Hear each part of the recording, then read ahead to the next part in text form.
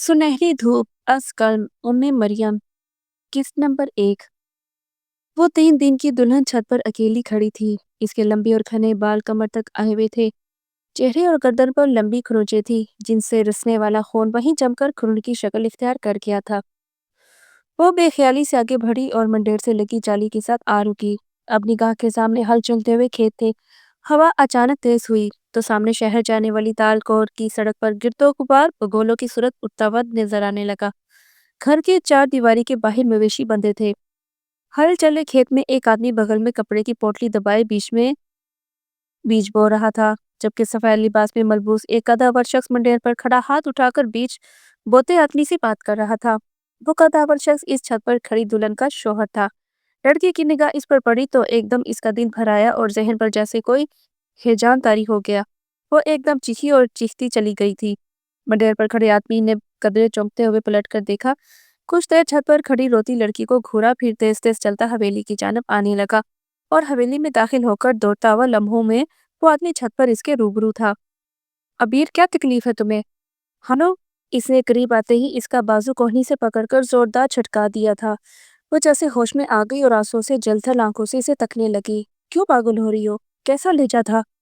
कड़ा है, बेजार और संगीन। हालांकि कभी ये लम्हा शहर टपकाता था। ज्यादा पुरानी बात भी नहीं थी। नीचे चलो।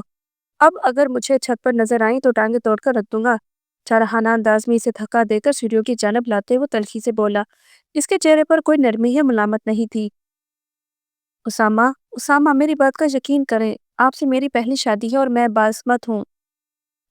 इसके फौलादी हाथ के जन्नाटेदार थप्पड़ ने इसकी बात मुकम्मल होने नहीं दी। बकवास बंद करो अपनी। मैंने तुमसे कोई वजाहत नहीं मांगी, समझी? वो हलक के बल चीखता था। अबीर ने किंग होते हुए फटी आंखों से इसे देखा। वो कुछ नहीं बोल सकी थी। खिड़की का पर्दा हटाकर इसने पटवा किया तो हवा का यकबस्ता झोंका इसके बालों को छूता कमर में फैल गया। बाहर हर्षों बर्फ की सफेद चादर बिछी हुई थी। बुलंदो बाला पहाड़, सरसों सब्ज दरख्त, सड़कों के सुनमईपन को भी बर्फ की सफेद चादर ने ढांप रखा था। फिजा में खामोशी और उदासी का रंग गालिब था या इसे महसूस हो रहा था। कमरे के आतिशदान में आग रोशन थी मगर इसके अंदर जैसे कोई ग्लेशियर जमा हुआ था। नया ठिकाना, वो नए लोग और इस पर धोखा। वो जितना सोचती इस कदर मुस्तरब हो जाती थी। गो के वो इस धोखे व फरेब का कभी हिस्सा नहीं बनी थी, मगर जमीर जिंदा हो तो इस तरह अपनों की बदअमाली पर नसीब हो ही जाता है। इसकी निगाह यकदम एक मंजर पर ठहर गई। कर भरी यकबस्ता सुबह के मलगजे उजालों में जैसे एकदम सूरज की सुनहरी किरणें हर सू जगमगाने लगी थी। वो जो कोई भी था, ट्रैक सूट में सड़क किनारे चलते हुए अचानक गुलाब की कुंज के पास रुक गया था। छुपकर गुलाब की अधखिली कली को तोड़ना हुआ वो सारे माहौल में एकदम खूबसूरत इजाफे का सबब बन गया था। कुछ मंजर बिला शोभा अपने अंदर तिनसमी कशिश रखते हैं। वो भी बेखुद ऐसी मंजर में खो गई थी। तो अपने ध्यान में था गुलाब की अधखिली कली हमरा लिए आगे बढ़ गया। वो तब चौंकी जब हंसी की आवाज सुनी। हैरानी से पलटने पर सारा को रूबरू पाके इसके हल तक कड़वाहट घुल गई थी। बहुत हैंडसम है ना? मोहतरम यहाँ के मशहूर बिजनेसमैन है। इस मर्तबा हमारा शिकार यही होगा। सारी मात ले चुकी हूँ इमाम। सीने पर हाथ बांधे सारा बहुत जोश से इतला फराहम कर रही थी। अबीर का दिल धक से रह गया। बल्कि अना ने तो इस पर अपने हुस्न जहां सॉस के दौरे भी डालने शुरू कर दिए थे। अबीर ने हौल बीच लिए और कोशिश की कि चेहरे से कुछ अखस ना हो पाए। कुछ काम था तुम्हें मुझसे? इसने नरोटेपन की इंतहा कर दी। जब भी सारा के चेहरे पर तौहीन के एहसास से आग उबड़ आई। माम का मैसेज है तुम्हारे लिए। इस पढ़ाई अब खत्म करो और धंधे में हाथ बटाओ। आजकल वैसे भी बड़ा मंदा चल रहा है। ये तीसरा ठिकाना बदल लिया है मगर कोई शिकार नहीं फंसा। तो ये मेरा मसला नहीं। अबीर ने किसी कदर नागवारी का इजहार किया। हाँ, तुम्हारा मसला क्यों होगा? तुम तो बस ऐश करने दुनिया में आई हो। बिकाऊ माल तो हम है ना, पैसा बनाने की मशीन। सारा तनफ्फुर से बोलती चली गई। गोया सुकुना आलू जिंदगी का एहसास नदामत बनकर इन्हें भी कचौके लगाता था। तो ना बनो मशीनें। किसने फोर्स किया है? जो कुछ कर रही हो अपनी मर्जी से करती हो। बगैर लगी लिट्टी रखे बैर ने इसे सुनाना शुरू कर दिया। सारा को तो जैसे आग ही लग गई हो। Shut up. तुम्हें कोई हक नहीं पहुंचता मुझे इंसल्ट करने का, समझी? मेरी भी तुम्हारी इंसल्ट करने का कोई मूड नहीं। हकीकत बयान कर रही हूँ। यह अलग बात है कि ये हकीकत बहुत शर्मनाक है। अबीर के लहजे में ना सिर्फ तासुफ था बल्कि तस्हीक और हकारत भी थी। सारा से देखती रह गई। तुम भी कोई शरीफ जादी नहीं, इसी सिस्टम का हिस्सा हो। वो चीख पड़ी थी। अबीर का चेहरा धुआं धुआं होकर रह गया। यही बदनसीबी है मेरी, मगर याद रखना मैं तुम्हारी तरह इस गंदगी में नहीं रहूंगी। अबीर ने खुद पर सुकून रहते हुए भी सारा को आग लगा दी थी। उसे में बेकाबू होती वो इस पर झपट पड़ी। अगले लम्हे दोनों गुथम-गुत्ता हो चुकी थी। इनकी चीखों कोसलों की आवाज पर दूसरे कमरे से मॉम अना और एना दौड़ती हुई आई। इन्हें एक दूसरे को नोचते घसोटते और गालियां देते देखकर मॉम को सही मायनों में धचका लगा था। इन्होंने एना और अन्ना के साथ मिलकर बमुश्किल दोनों को एक दूसरे से छुड़ाया। मॉम अन्ना और एना को इसे वहां से जाने का इशारा करके अबीर को घूरने लगी, जिसके बाल खुलकर बिखर चुके थे। चेहरा सुर्ख और आंखों में आंसू थे। ये सब क्या है अबीर? इनका लहजा बेहद संगीन लिए हुए था।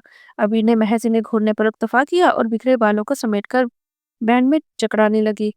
मॉम को इस हरकत पर सरासर अपनी तौहीन महसूस हुई थी। ये लड़की शुरू से ही अपने अंदाज़ो अतवार के बायस इन्हें खाइफ करती रहती थी।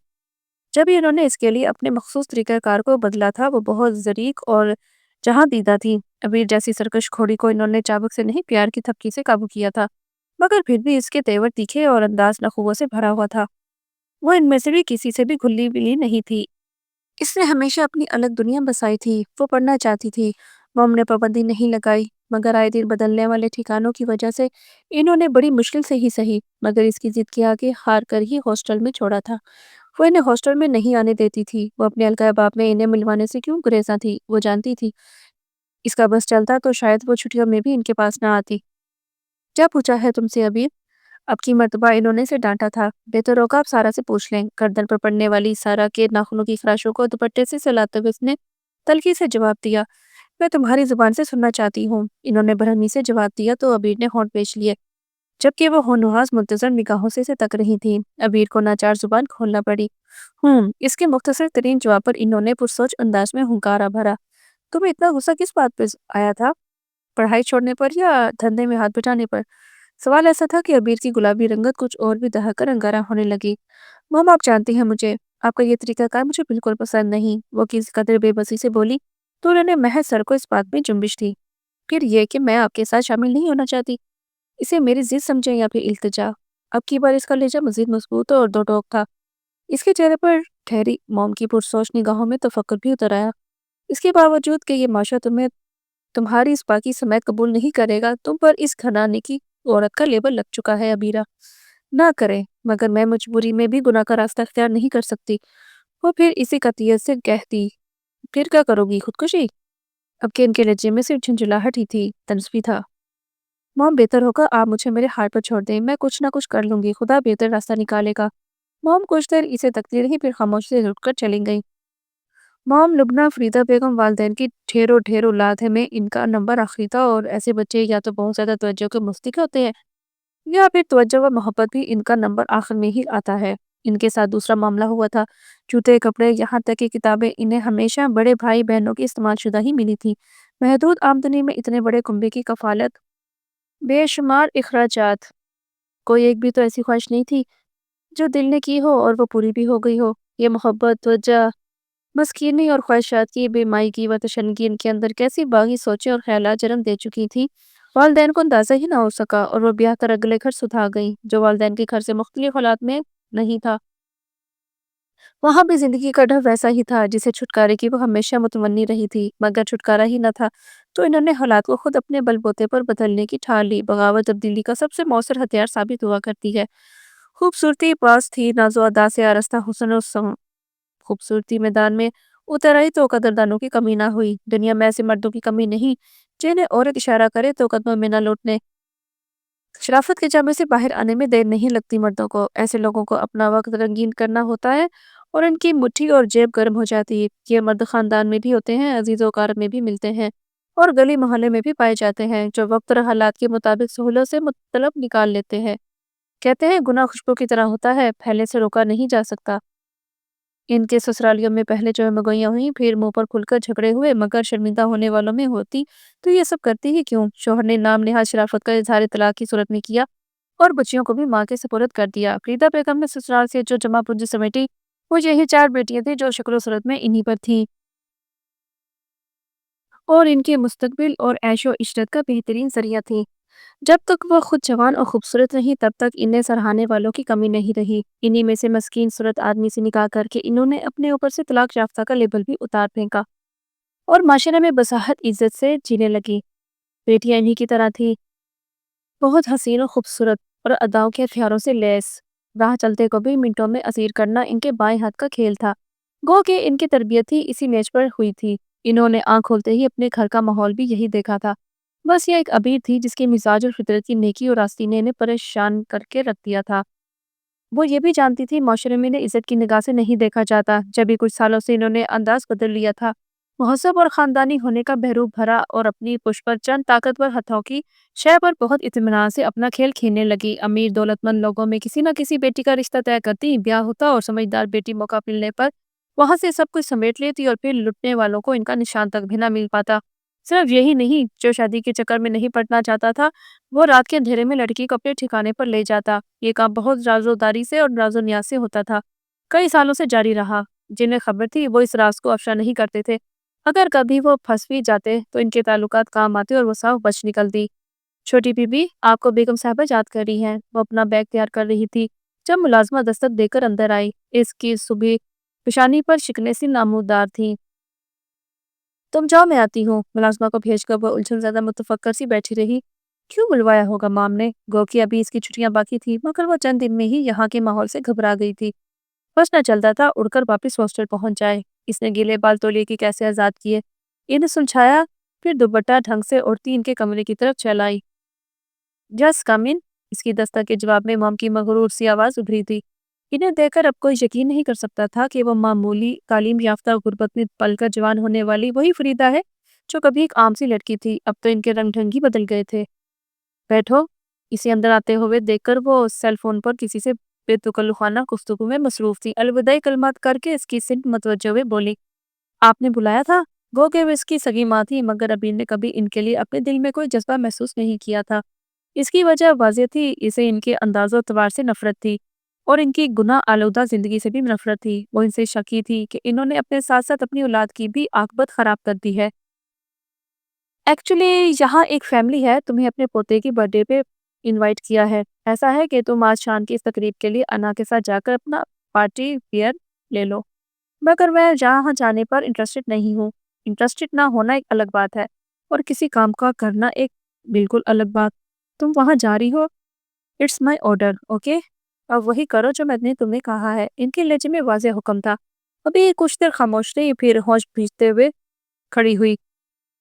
وہ انا کے ساتھ مارکیٹ نہیں گئی تھی۔ اس کا خیال تھا کہ موم ایک طوفان اٹھائیں گی، مگر اس کے برعکس ان کی خاموشی پر اسے حیرت بھی ہوئی۔ یہ حیرت اس وقت اضطراب اور شدید تعصب میں ڈھل گیا جب شام موم نے اس کارڈز کا جسٹ لا کر اس کے سامنے رکھ دیا تھا۔ تمہارے پاس صرف آدھا گھنٹہ ہے ابیر، اور سنو، آج سے تمہاری پڑھائی کا سلسلہ بھی ختم۔ تم ہمارے ساتھ کام میں شامل ہو رہی ہو۔ سارا کی بات غلط نہیں ہے، میں نے تم سے یہ امتیازی سلوک کر کے تمہیں زیادہ سر پہ چڑھا لیا ہے۔ بس بہت ہو چکی یہ لاڈ پیار، مگر میں ایسا ہرگز نہیں کروں گی، یہ بات آپ بھی سن لیں۔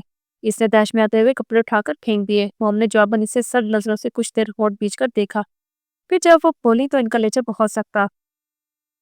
ایس پی دلبر چڈھا کو جانتی ہو، جو پچھلے ہفتے اینا کی برتھ ڈے پارٹی پر یہاں آیا تھا؟ تمہیں ایک نظر دیکھ کر ہی تم پر مر مٹا تھا، مگر میں نے انکار کر دیا۔ تو یہی وجہ تھی کہ میں تمہیں ہٹ کرنا چاہتی تھی، نہ ہی ایک دم سے اس راستے پر ڈالنا چاہتی تھی۔ میں نے تمہارے لیے صاف ستھرا راستہ چنا ہے، یاد رکھو۔ اگر تم نے اب پھر اکڑ دکھانے کی کوشش کی تو میں آج رات ہی چڈھا کو یہاں بلوا لوں گی۔ ایک رات کے وہ مجھے کم از کم 50,000 دینے کو تیار ہے، مگر میں یہ سودا ایک رات کا نہیں کرنا چاہتی۔ ان کے لہجے کی سنگینی نے ابیر کے حواس سلب کر دیے تھے اور چہرہ بالکل فک کر ڈالا۔ نگاہ کے سامنے 65 سالہ دلبر چٹھا گھوم گیا، جس کی آنکھوں میں وحشت و خباثت تھی۔ ابیر سے چند منٹ اس کا سامنا محال ہوا تھا، بغاوت، سرکشی و تنفر کے جذبات خوف کی چادر میں جا چھپے۔